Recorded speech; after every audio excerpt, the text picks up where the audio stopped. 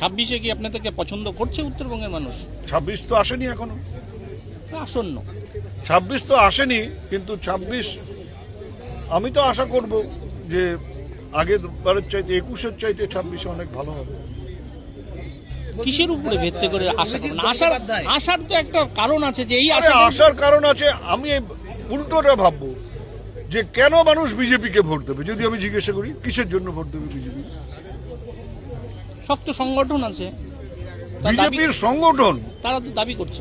মানে তোমাদেরও কথা, বিজেপির সংগঠন হাওয়ায় ভাওয়ায় ভোট করে এখন বলছো তুমি সংগঠন। কোনো দিনও সংগঠনের জন্য যারা 80,000 বুথে BLA 2 দিতে পারে না, যারা নিজেদের দাবি করে পৃথিবীর সবচাইতে বড় রাজনৈতিক দল, তাদের আবার সংগঠন।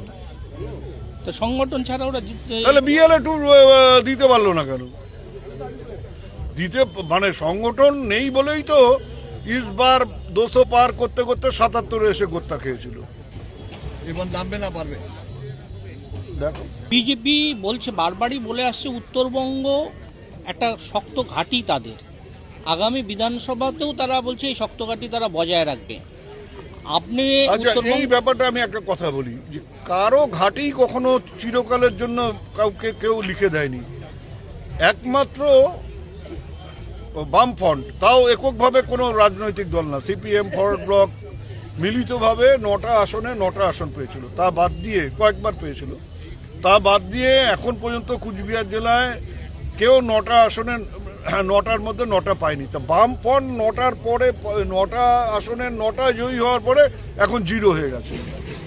তো ওইখানেই তো সাধারণ মানুষ ভোট দিতেন, আবার সাধারণ মানুষ মুখ ঘুরিয়ে নিয়েছেন বলে তারা 0 হয়ে গেছে।